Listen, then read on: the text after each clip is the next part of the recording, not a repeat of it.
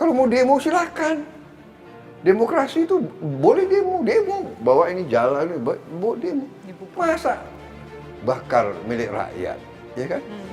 Jadi coba itu anak-anak itu pikirkan. Saya nggak yakin ya itu dari para mahasiswa atau para pemuda. Ini pasti ada dalangnya. Ini pasti anasir-anasir ini. Kita ini sekarang ekonomi ke-15 di dunia. Dari 200 negara, ekonomi kita ke-15 di dunia. Presiden Jokowi hatinya utamanya adalah selalu mikirin bangsa dan rakyat. Karena itulah saya mau kerjasama. Betul. Ya kan kalau saya lihat, waduh, beliau kurang nasionalis, untuk apa?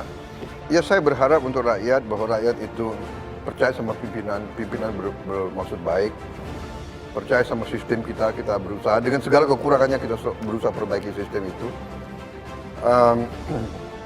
Saya optimis dan saya berharap kita waspada, jangan mau diadu domba, dan percayalah ujungnya ini tangan-tangan dari luar kita. Ini kalau masih ada yang main-main, saya gigit sendiri. Sudah mulai ngerti ya, oh di sini. Saya sudah mulai ngerti, oh di sini. Saya sudah mulai ngerti.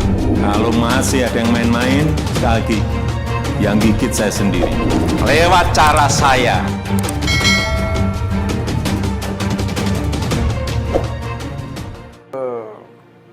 Banyak sekarang ini yang kemarin demo itu belum baca hasil Omnibus Law itu, dan banyak hoax. Ya. Banyak hoax di mana-mana, seolah ini nggak ada, itu nggak ada, dikurangi. Dan saya ingin memberi peringatan, hoax ini berarti ada yang ingin menciptakan kekacauan. Nah, ya kan? Dan saya punya suatu keyakinan ini justru berasal dari luar negeri. Ada kekuatan-kekuatan asing, ada negara-negara tertentu di yang tidak pernah suka Indonesia aman dan maju. Itu. Jadi ya ini, jadi kadang-kadang tokoh-tokoh kita lihat benar, dia yakin dia benar, dan tapi dia lakukan sesuatu, dia tidak sadar sebetulnya ini permainan orang lain. Jadi banyak sekali yang mau dirapihkan, disederhanakan, birokrasi dipangkas supaya timbul pertumbuhan. Jadi, tanpa pertumbuhan tidak mungkin ada perbaikan kehidupan ekonomi. Dan dengan demikian kehidupan buruh akan tambah parah. Jadi memang kita saya paham kesulitan buruh. Saya dari dulu berjuang untuk buruh. Ya, Gerindra itu partai selalu membela buruh. Tanya ada semua pemimpinnya di pihak siapa kita.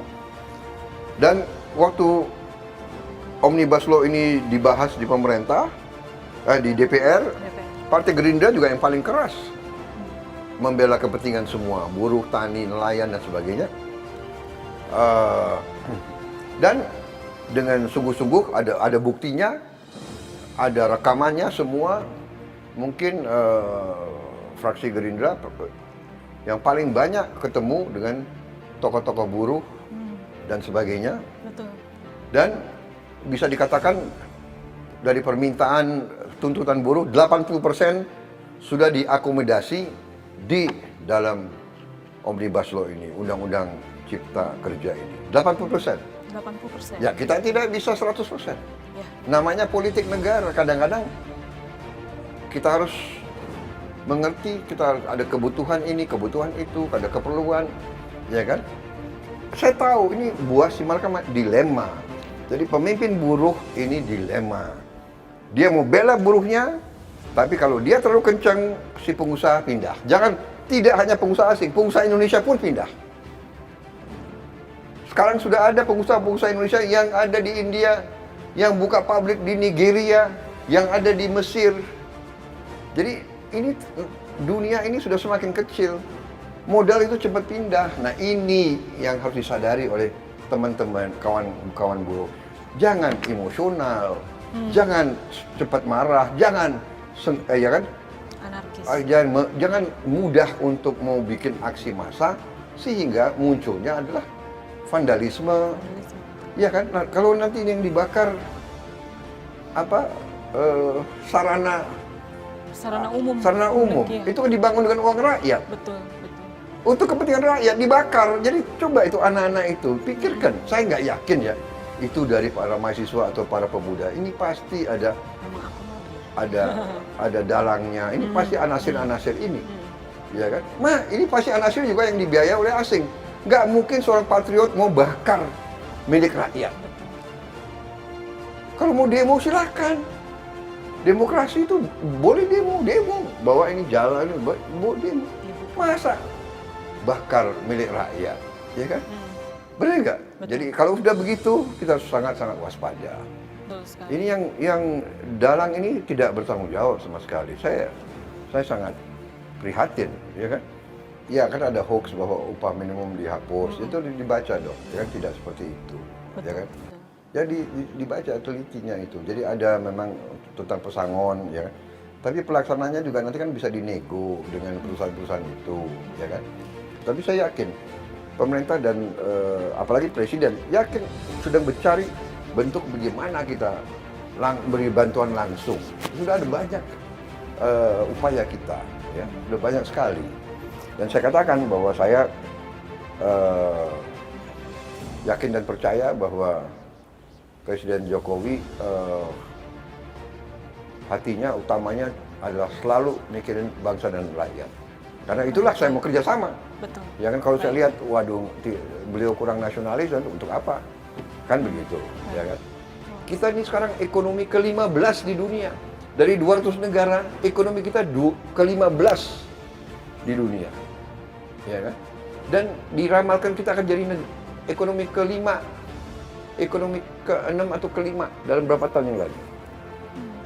Bahwa masih ada ketidakadilan. Yes, ini sedang kita perjuangkan, ya kan?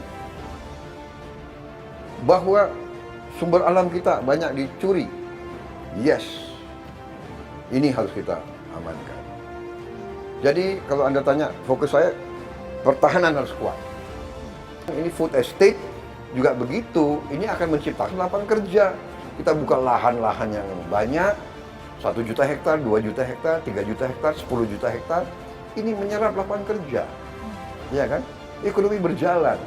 Kawasan 30.000 hektar perlu 1 pabrik. Habis itu hasil pabrik perlu diangkut dengan kapal, dengan kereta api. Ini semua lapangan kerja semua. Harus ada pertumbuhan yang drastis, ya kan? Maksudnya presiden sangat strategik. Daripada kita uang yang susah kita import makanan dari luar, ya kan? Kita ciptakan uang itu beredar di Indonesia. Jadi rakyat itu punya pekerjaan. Ya saya berharap untuk rakyat bahwa rakyat itu percaya sama pimpinan bermaksud baik, percaya sama sistem kita berusaha dengan segala kekurangannya kita berusaha perbaiki sistem itu. Saya optimis dan saya berharap kita waspada, jangan mau diadu domba dan percayalah ujungnya ini tangan-tangan dari luar kita. Ya, kita harus waspada, kita perbaikilah kekurangan-kekurangannya.